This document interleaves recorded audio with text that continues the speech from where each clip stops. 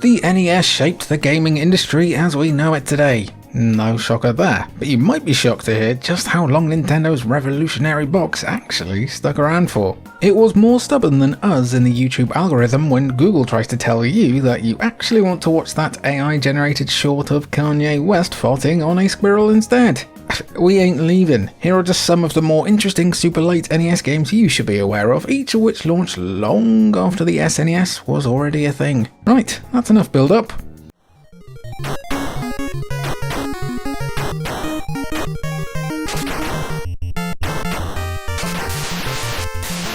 Not only are we going to talk about super late NES games in this video, but we're also going to talk about super late NES peripherals. You see, in order to play this first game on the NES, you also needed the DATAC joint ROM system. Released in 1992, 2 years after the launch of the NES, the DATAC was essentially a card reader system that allowed for games that utilised barcode scanning to generate characters on screen. DATAC was created by Bandai and launched with Dragon Ball Z, Gekitou Tenkaichi Budokai, and would be supported with 6 other games, one of them being the November 13th, 1993 release of Battle Rush Build Up Robot Tournament.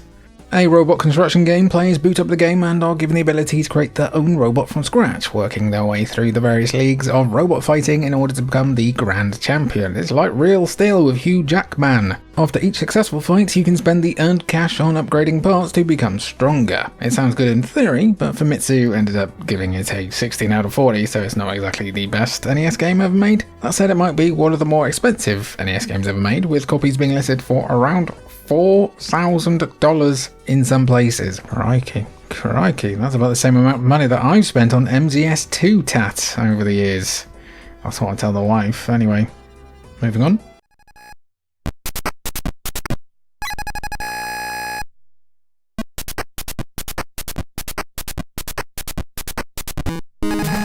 We probably don't need to give people a full rundown on the board game The Game of Life. You know, the game where you spin a wheel and suddenly you've become an astronaut. It's been around for years now, so naturally there are other regional versions. There's a version called Jinsei Game in Japan. Like The Game of Life, Jinsei Game has been given plenty of digital versions over the years, but the most interesting and relevant to this video is RPG Jinsei Game, which launched on November 26, 1993 in Japan only. Instead of spinning a wheel and moving a set amount of spaces around a board, RPG Jinsei Game lets players pick from one of 6 different professions at the start of the game, and begin their own special scenario for each. The game plays out like a standard turn-based RPG, but instead of fighting monsters and leveling up, the random encounters are choices that are presented to your character.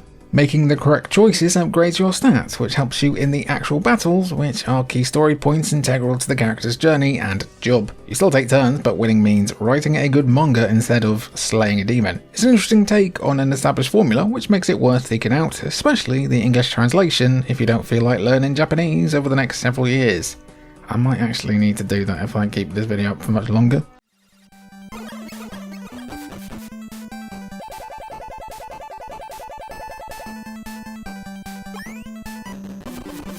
See what I mean? Unlike how The Game of Life needed no introduction, we might need to give a brief explanation on what Nakayoshi is. Nakayoshi magazine, which translates to Good Friend, is an example of shoujo manga, which are stories and comics that specifically target girls.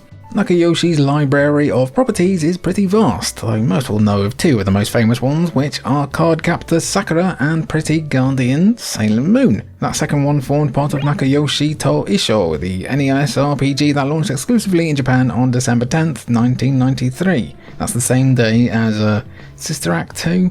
I just thought that was kinda neat. Nakayoshi to Isho sees a number of properties joined together to tell one consistent story. This time around, a villain by the name of Rakira has stolen the pens of the creators of some of Nakayoshi's best manga, with players controlling a devoted reader travelling to each world to recover what was stolen. Alongside Sailor Moon, you've got the likes of Goldfish Warning, Pocket Park, Min Min, and loads more that I will avoid pronouncing to stop a Welsh and Japanese war. Like other Japan-only NES games, Nakayoshi to Isho has its own English translation, so if you want one of the more obscure Sailor Moon related games out there, chip in for a copy. Well, find one online and then add the patch. You know what, let me just stop delaying.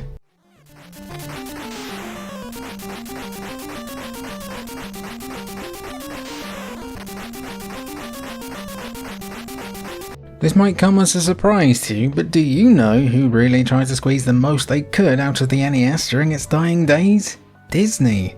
They usually show so much restraint. Despite the SNES being out for 3 years and other competitors leaving the world of 8-bit behind for the greener pastures of 16-bit, Disney still commissioned a few games based on their current film properties. Case in point right now is Chip and Dale Rescue Rangers 2, developed by Capcom and released on December 10th, 1993 in Japan, just like the last game. Japanese NES players clearly had to choose between American cartoons or homegrown manga on that fateful day in 1993, though at least American players only had to wait a month to get their version of Chip and Dale Rescue Rangers 2. As the 2 in the name so cheekily implies, Chip and Dale Rescue Rangers 2 is a sequel to the platformer from 1990, with 2 players able to control the iconic chipmunks. While the first game allowed players to pick levels from a world map, the sequel is a bit more linear in its progression, but you still have all the actions and tools you'll need to succeed. Players have to work together to navigate various obstacles and pick up items in the environment to defeat bosses, because apparently Chip and Dale use the same approach to their combat style as Frank West or Kazuma Kiryu, and that's to pick up anything not nailed down and just bloody yeet it.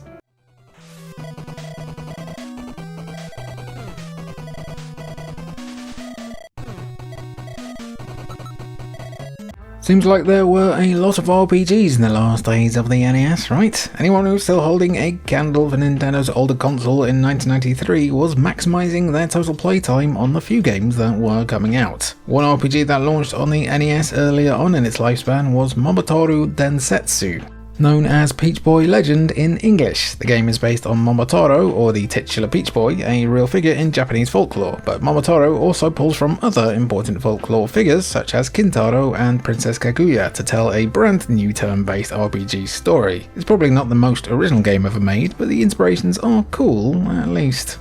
This brings us to Momotaro Densetsu Gaiden, a sequel/spin-off to the original game that launched on December 17th, 1993, which sees Peach Boy taking a back seat for some of the side characters from the first journey. Players pick from one of 3 characters. You got Yashahime, the daughter of the ruler of Hell, Bimbo Gani, which I love, and who's known as the Shinto god of poverty, and Urashima, who's the protagonist of his own classic fairy tale. You travel with a party, experiencing a different story for each playable character, and journey through completely different areas depending on the scenario you chose. It is an ambitious RPG considering all the different perspectives, making it a NES game you would do well to seek out.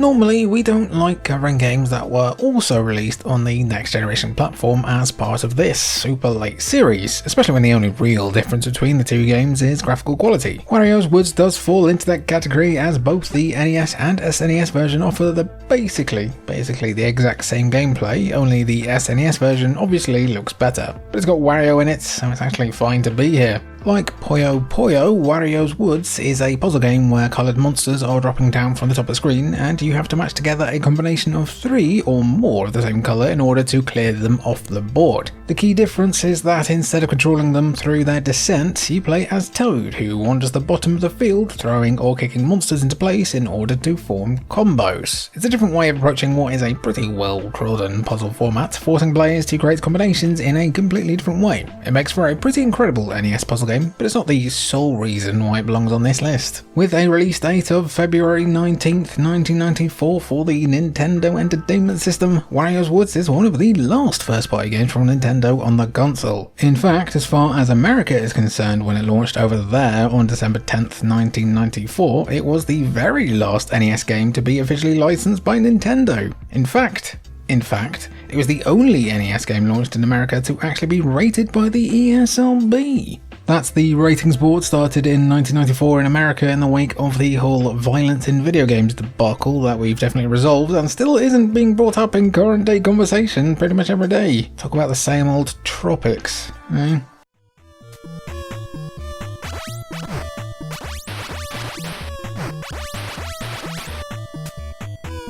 We've talked a fair bit about Zoda's Revenge Star Tropics 2 on the channel before, but given how the game launched on the NES in just North America in March 1994, it very clearly fits the bill of incredibly late NES games. It's baffling that Star Tropics 2 was both developed and published by Nintendo in Japan, and yet was only released in North America on the NES. If that's not baffling enough for you, Star Tropics 2 received a few ports and re-releases over the years on the Wii and Wii U Virtual Console, but was only available in North America, Europe, and Australia, randomly. Apparently, the Japanese developers who made the game couldn't buy or play it, but the Pud Buds were able to play Star Tropics 2 on the Wii U, weirdly almost 9 months before North America. Anyway, that's enough Wii U talk for one channel. Star Tropics 2 is the sequel to the 1990 action-adventure game which saw protagonist Mike Jones feuding with the alien Zoda across the islands of the South Seas. Zoda's Revenge is a bit more ambitious in its scope. Instead of just taking place on some tropical islands, the sequel is a time-hopping adventure with Mike Jones chasing down Zoda across various periods in history. Also, apparently fiction is real, considering Mike even teams up with Sherlock Holmes for a spell. Graphically, the sequel is a bit darker than the original Star Tropics, but there's an increase in detail that proves how skilled Nintendo had become at pushing the NES to its limit this late in its lifespan. Top stuff.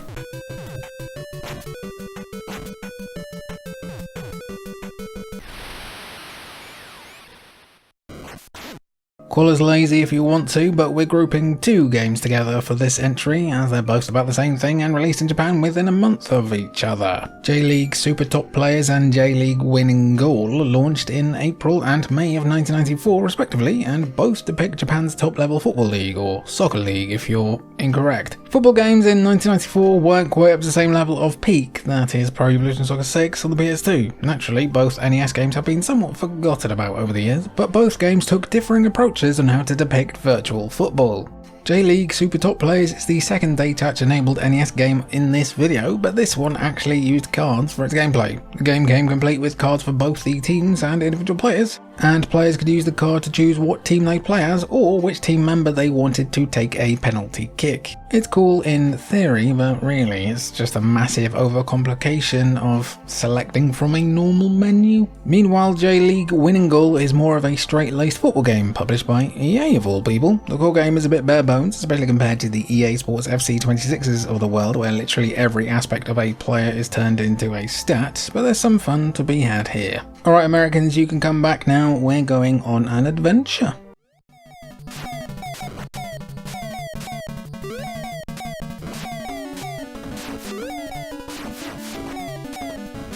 So, you want to talk about late NES games? Officially, in Japan at least, they don't get much later than Hudson Soft's Adventure Island 4. Known as Master Takahashi's Adventure Island 4 in Japanese, this happened to be the last officially released NES/Famicom game over there. The series can actually trace its roots back to the Wonder Boy series, which was developed by Escape and published by Sega for arcades in 1986. Hudson Soft would adapt the game, turning it into 1987's Adventure Island for the Famicom. Adventure Island then spawned its own series, with Hudson Soft releasing two more games in a similar vein before reaching Adventure Island 4, and it came as late as June 24th, 1994. The SNES had been out for 4 years, by the way. This fourth game actually broke the formula up a little bit. While the first three games were considered more linear platformers, Adventure Island 4 plays more like an action-adventure game. You're still platforming, but there's more to do, more sights to see, and more tools to unlock to help you on your quest to stop an evil eggplant wizard.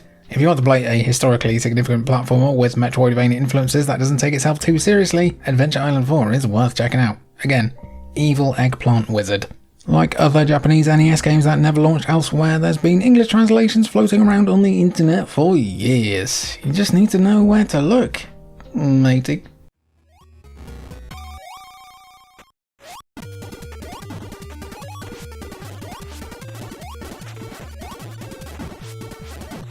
Right, this one released 4 months before the PS1.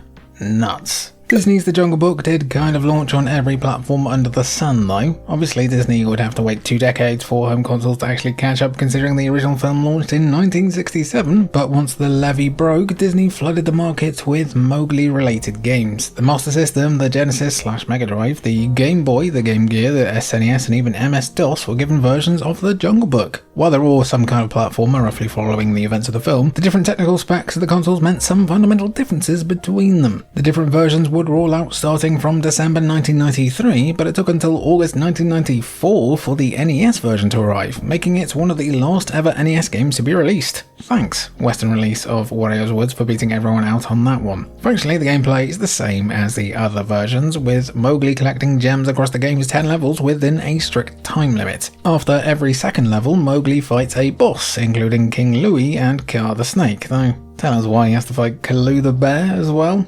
Bare necessities, how about bare fists, you furry bastard? For one of the last official NES games ever, The Jungle Book does a great job of capturing the colour and vibrancy of the jungle, and yes, we're deliberately using the word official.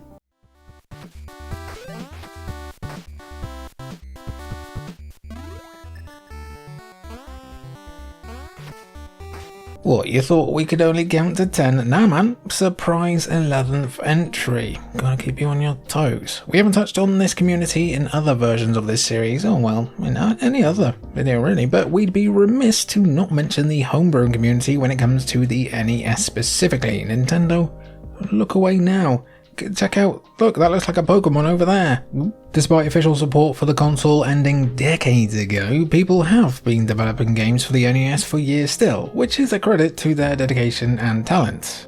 A lot of these games do end up releasing digitally for players to download via emulators or hacked/chipped consoles capable of supporting unofficial software. Still, there have been numerous examples of homebrew NES games releasing on a proper cartridge to be played on either NES hardware or consoles like the Evercade or Analog, which support NES cartridges. Some examples include Alwa's Awakening, a game that's been considered one of the best single-player NES homebrews ever made, which also received a limited run-esque release a few years back. Another one is Micro Mages, which, like Alwa's Awakening, is easily available to download and play on PC. Unlike Alwa's, it is designed to be an expansive multiplayer experience on the NES. The main problem with physical homebrew NES games is that they tend to be limited print and therefore expensive, but if you're looking for a new avenue of retro collection, it's something to consider. A few websites you could try, aside from the obvious ones like Limited Run and I Am 8-Bit, include Retrobit Publishing, First Press Games, and Homebrew Factory. If nothing else, all the websites seem like they're a better deal than £80 for Mario Kart. And that is that. If you have any other super late NES games to recommend, or if you have any NES homebrews to recommend, I'd love to hear them down below. Thanks to our lovely members who should be on screen right now, and thanks to you for watching. I'll catch you in the next one.